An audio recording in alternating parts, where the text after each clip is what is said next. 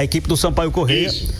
O Sampaio Corrêa tem um jogo a menos. O Caxias, de acordo, tem 2 jogos. Também. São 2 jogos o Caxias. 2 jogos, o Caxias. 2 jogos. Exatamente, são 2 jogos a menos porque está suspenso aí para os times do Rio Grande do Sul.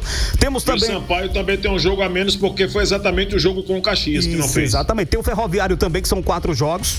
A equipe do São José tem 2 jogos. Foram suspensos 2 jogos e o Floresta tem 4 jogos, apesar que São José e Floresta não pontuou ainda na competição.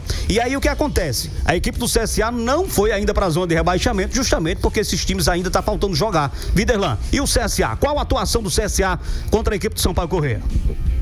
Aquilo que você já viu nas oportunidades quando narrou, entendeu, Tony? Aquilo que todos nós da NN já vimos quando tivemos a oportunidade de trabalhar. O CSA apático, o CSA sem inspiração.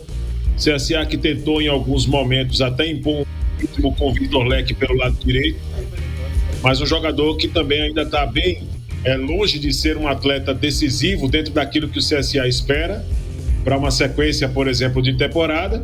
Enfrentou o Sampaio Corrêa, que também retrata um momento muito difícil, né? O Sampaio Corrêa que também ofensivamente não fez muita coisa que pudéssemos chegar aqui e exigisse tanto do David, goleiro do CSA. Frustrante para o torcedor que mais uma vez foi ao estádio Repelé, vendo um CSA de um repertório tão pobre, mesmo com algumas mudanças promovidas pelo técnico o Bebeto de Moraes, mas um CSA ainda muito aquém. Esse 7 que tá com a bola aí é o Vitor Leque. Ele foi para mim um jogador no primeiro tempo que mais apareceu, que mais quis algo diferente na equipe do CSA no jogo do último sábado. Não teve, por exemplo, um outro atleta, o Richard, muito apático nessa questão de construção de jogadas. No segundo tempo entrou o Gustavo Xuxa, também não mudou o panorama do CSA no jogo. Defensivamente, o CSA cometeu alguns equívocos, como nessa bola aí que nós estamos vendo na finalização do Ferreira, entendeu? Então, assim, é um time que tem muitos problemas, cara.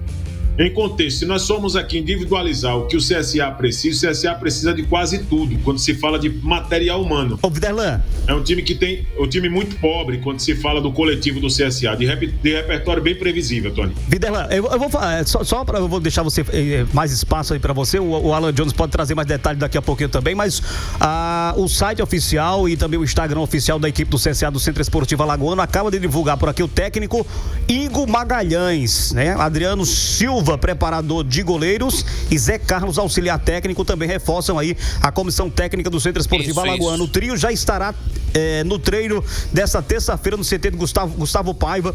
O professor Igor Magalhães comanda sua primeira atividade. Ele tem 42 anos, nasceu em Goiânia e seu último trabalho foi no Vila Nova, deixando aí o time com 73% de aproveitamento na temporada, não é isso, Alan?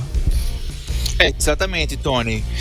Como a gente havia destacado, o CSA já tem novo técnico e passa, pelo menos, a ser um ótimo nome para aquilo que o CSA tinha no mercado à disposição. E eu digo por quê? Porque o Igor não é um técnico tão experiente como o torcedor do CSA poderia imaginar. Ele tem 42 anos, mas ele, ano passado, o retrospecto do Igor é muito bom. Ano passado ele quase sobe com o Vila Nova da Série B para a Série A do futebol brasileiro.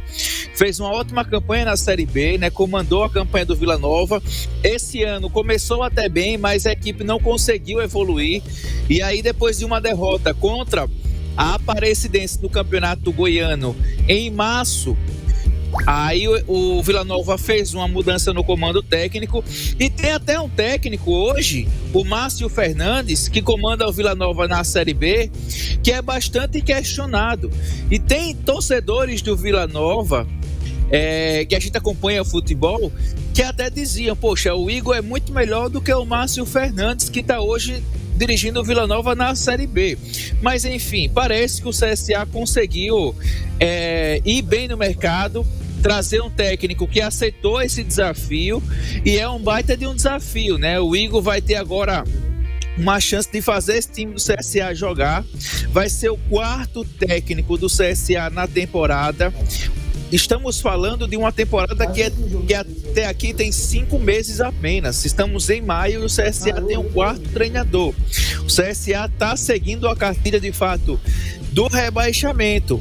Então o CSA cumpre direitinho a cartilha do rebaixamento, o time não consegue evoluir, é um time muito fraco. Eu acho até que se o CSA hoje estivesse disputando a Série D do Campeonato Brasileiro, dificilmente iria conseguir avançar de fase, porque o time é muito fraco. E o Sampaio Corrêa só não ganhou do CSA no último sábado porque é outro time ridículo, muito fraco. São duas equipes que hoje são cotadas, na minha opinião, se você me perguntar o seguinte: duas equipes para brigar para não cair, CSA e Sampaio Corrêa, hoje estariam rebaixadas para a Série D junto com o Ferroviário, que é o saco de pancada nessa competição. E é uma Série C que dá uma cara aí que está melhor do que a do ano passado tecnicamente. A gente já percebe, por exemplo, o São Bernardo está muito mais forte do que o ano passado. O Atlético é uma equipe muito bem encaixada. Tem a Tombense, que é uma equipe dirigida pelo Eduardo Uran e também tem os seus investimentos, né? Então é uma equipe. O ABC, que estava mal, começou a ganhar nessa rodada, meteu 4-0 fora de casa. Então, assim, é um CSA que vai tentar reagir, vai ter que começar a reagir. Se o CSA agora não começar a reagir, e vai ter dois jogos fora de casa contra São Bernardo e a equipe do Volta Redonda, adversários que tecnicamente, individualmente, coletivamente são muito superiores ao CSA. Se o CSA não conseguir melhorar em campo e repetir essas duas atuações que ele repetiu contra o Atlético e o Sampaio Corrêa, a chance dele ser goleado nos dois próximos jogos é muito grande. Então é uma situação desgraçada do CSA na temporada. Que CSA isso, rapaz? Um time muito ruim. Rapaz. É horror. Olha O CSA certo. vive uma situação, mas é verdade, gente. O que eu tô falando aqui, eu assisti todos os jogos do CSA, com exceção aquele jogo contra o Londrina, não assisti na íntegra, mas depois fui acompanhar boa parte do jogo. O CSA tem um time desgraçado que não consegue jogar. A chegar ao ponto de tomar de 5-0 em casa para o Atlético, com todo respeito, e não vencer esse time horroroso que é o Sampaio Corrêa, então o Igor Magalhães, ele vai ter que vir, antes de treinar no CSA, passar por um culto numa igreja evangélica, trabalhar com um pastor muito bom, um padre, um exorcista, de certa forma, chama logo um padre exorcista, líderes de religiões de matriz africana, o que tiver aí, um espírita, o que tiver para benzer esse cara, para que ele possa estar iluminado para comandar a equipe do CSA. Mas é uma situação desesperadora. Torcedor do CSA, Desesperadora do CSA.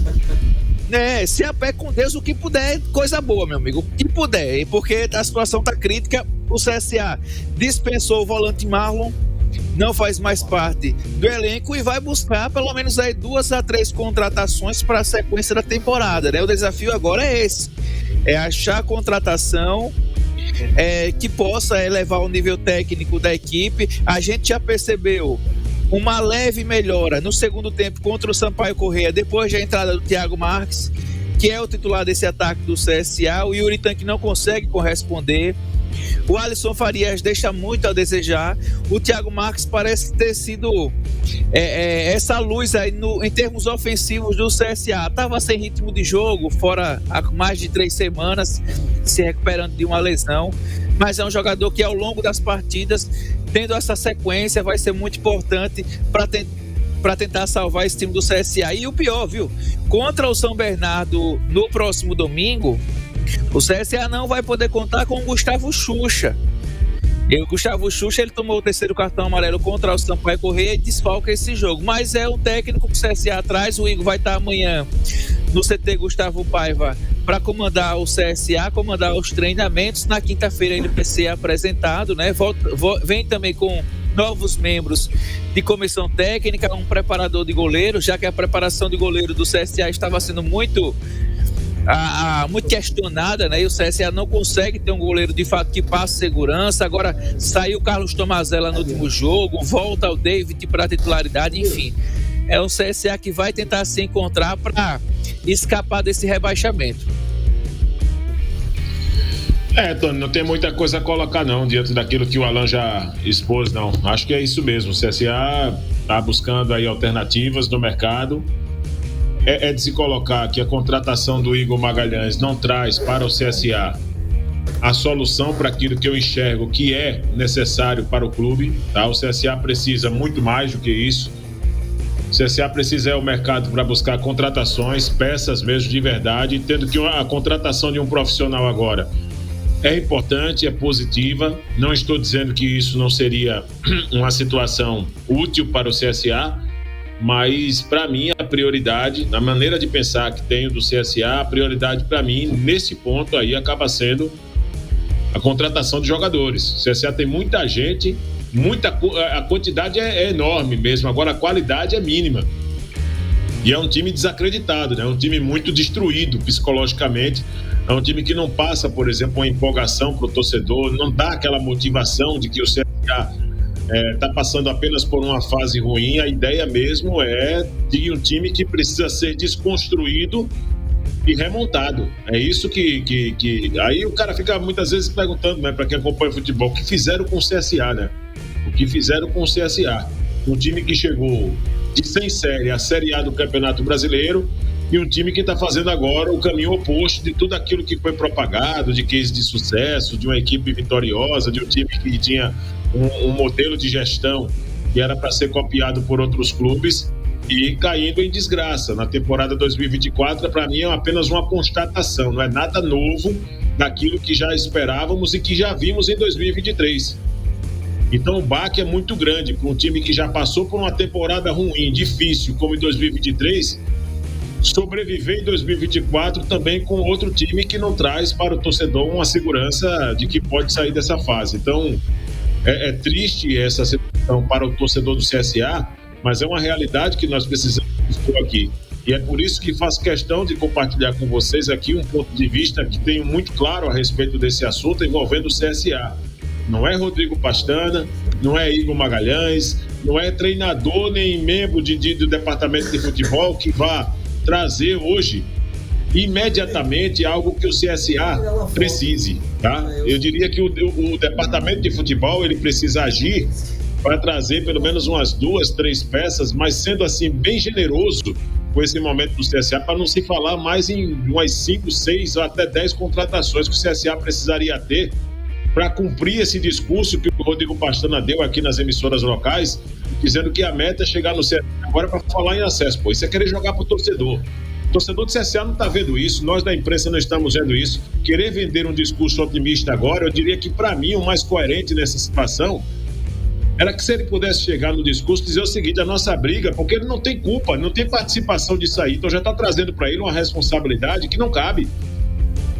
Então ele chega para dizer que vai alcançar com o CSA, é querer cair na graça do torcedor, querer fazer média com a torcida, e sinceramente eu acredito que o trabalho dele precisa ser muito mais ser voltado na base do silêncio para o campo da prática do que o discurso na teoria, porque o torcedor do CSA está cansado de estar ouvindo discurso, promessa e o time indo de ladeira abaixo nas últimas temporadas. E é muita coisa para um elenco, para o jogador de futebol, porque sai um técnico com a metodologia, entra outro com outra distinta, aí vem outro diferente e agora chega o Igor Magalhães com outros conceitos e outras ideias. Para que a assimilação do atleta seja rápida, é impossível. Porque é algo que o CSA precisa, obviamente, de velocidade e melhoria. Mas não dá para você querer que o cara faça uma mágica com o elenco que tem a equipe do CSA, os jogadores sem confiança nenhuma. Que ele consiga fazer com rapidez que o time jogue, que o time tenha encaixe, que o time tenha liga. Vai precisar de tempo. Só que o grande problema é que o CSA não tem tempo. O CSA ele tem que ligar. Aliás, o sinal de alerta está ligado e ele precisa melhorar urgentemente no Brasileirão da Série C, porque é aquilo que a gente estava conversando, o Clevane, a gente conversava, o Cardianão estava com a entrega do departamento médico, a gente falava, o CSA, assim como o CRB, não pode ficar pensando que vai melhorar no outro jogo, não, deixa pro outro jogo, porque quando vai ver, tá no fim do campeonato, você não consegue fazer mais nada. Então o CSA tem esse grande problema para resolver, o Igor chega para resolver um enorme problema com bastante dificuldades, e é aquilo que eu falei, de tudo que acontece no CSA, interfere dentro de campo. A gente percebe percebe que a equipe do CSA, e agora falando individualmente do jogador, são jogadores que parece que não tem confiança, que quando vão fazer um passe tem receio de fazer o passe, quando vão tentar uma jogada diferente tem receio de fazer jogada diferente, e aí quando o jogador, ele profissionalmente, no nível alto que deve ser jogado com o futebol profissional, quando você começa a ter receio daquilo que você faz naturalmente, nada vai dar certo, e é isso que acontece com o CSA. É o individual que não está indo bem, que agrega ao coletivo que também não está indo bem. Então as perspectivas nesse momento para o CSA foi aquilo que eu falei semana passada: se virar a cara, cai para a Série D, porque a situação está caminhando para isso. Está seguindo uma cartilha de clubes que descem da C para D por tudo que acontece fora e principalmente agora dentro de campo. O André, Tony, amigos, Jorge Moraes, enfim, a todos, eu penso da seguinte forma: eu não vou discordar de vocês em nada, porque é exatamente isso que vocês estão dizendo. Se o CSA roda a cara, o CSA cai, por mais que a competição esteja no começo. Mas depois, para você buscar esses pontos, se bem que tem clube de Série C que não tá jogando, tem esse detalhe. Por exemplo, o CSA fez 5 jogos, tem clube que só fizeram 3 até agora, né? Faltam mais 2 rodadas para completar. Eu não sei como a CBF vai organizar isso e como vai ficar a situação dos clubes um pouco mais à frente. Tem esse detalhe também. Só que tem um detalhe, eu conversei com uma pessoa do CSA hoje. Assim, um assunto informal, não foi nada sobre o time profissional, um outro assunto que eu precisava conversar com essa pessoa. Só que o Moraes teve um programa com esse nome: Conversa Puxa Conversa. Lembra disso, né, Jorge Moraes? Então, conversa puxa conversa. E aí eu terminei conversando com a pessoa, entrou o assunto do profissional do CSA, né? E a gente falando, ele tinha avisado a mim, não, o técnico, depois de 2 horas da tarde vai ser anunciado, é um técnico, não disse nome, que vem de tal local, um técnico experiente, tal. Só não disse nome, mas disse de onde vinha, que hora chegava, como tudo estava sendo. Beleza. E aí, o que é que me chama a atenção? E eu disse isso a essa pessoa hoje. Eu não vejo o problema do CSA, Moraes, um problema técnico. CSA botou, tá lá o Adriano Cabeça, o Adriano Rodrigues, tá lá o Bebeto Moraes. Qualquer um técnico desses que estão lá hoje, o Adriano, o Bebeto, na minha visão, são técnicos que conseguiriam fazer um trabalho no CSA. Se o problema do CSA não fosse jogadores, a questão é o nível dos jogadores que o CSA tem no elenco. Eu vejo dessa forma, porque não adianta você ter um nível abaixo do que todo mundo e você ter um técnico de ponta. O cara não vai extrair nada, meu irmão, não consegue extrair. Aí você tem um nível de jogadores altíssimos, aí você tem um técnico com nível mais baixo. O técnico não vai ser inteligente o suficiente para fazer com que aquele jogador externo exponha aquilo que ele sabe. Mas o jogador por si só, ele vai fazer. Ele resolve o jogador por si só. Mas o técnico por si só não consegue resolver. São os atletas. Então eu vejo o problema do CSA hoje muito mais na parte de jogadores do que da parte técnica. Eu concordo com o Jorge Moraes. Eu acho que vai ser mais um técnico que vai ficar no CSA por um período de aproximadamente 25 dias, que é a média que os outros têm ficado. 25 dias, um mês, porque se for ao pé da letra, não vai dar resultado. E eu queria muito que desse resultado pelo fato de ser bom para o futebol de Alagoas. Agora, eu acho muito complicada a situação do CSA do ponto de vista técnico, do ponto de vista de jogadores. Eu não teria ido lá no Centro-Oeste buscar um jogador, buscar um técnico para assumir o CSA hoje, se antes não tivesse resolvido a situação do CSA em jogadores. Dispensa meio time e contrata 5, mas que tem uma qualidade superior aos que tem hoje. Você vai ter um pouco mais de resultado, na minha visão. E eu acho que outro ponto que atrapalha o CSA, para finalizar da minha parte, a situação do CSA, eu não consigo emitir qualquer tipo de opinião do CSA dentro de campo sem falar do extracampo. Não consigo. Eu acho que está muito atrelado, por mais que o presidente do conselho não jogue, por mais que a presidente não jogue, mas eu acho que essas desavenças externas, ou seja, administrativas, e esse jogo de vaidade, essa disputa por poder, e isso reflete de forma direta dentro do time. E foi isso que eu ouvi da pessoa que eu falei hoje. A draga, abre aspas, a draga administrativa está acabando com a gente. Também não botou a culpa só na draga administrativa. Se a draga administrativa está acabando com a gente, por mais que a gente tente, a gente não consegue, porque o reflexo está fora. Tem muita coisa, Cardeal, que acontece fora que não chega para vocês, mas chega para os jogadores da forma que você nem imagina. Foi isso que eu ouvi hoje. Você imagine como é que não tá os bastidores. A pessoa que eu conversei é uma pessoa de dentro da diretoria também, mas é mais ligada ao futebol. Me disse isso hoje. A draga administrativa, vocês não sabem um terço do que está acontecendo. A bem da verdade, mas os jogadores sabem muito mais e chega diretamente para eles, e isso também tem atrapalhado muito. Vamos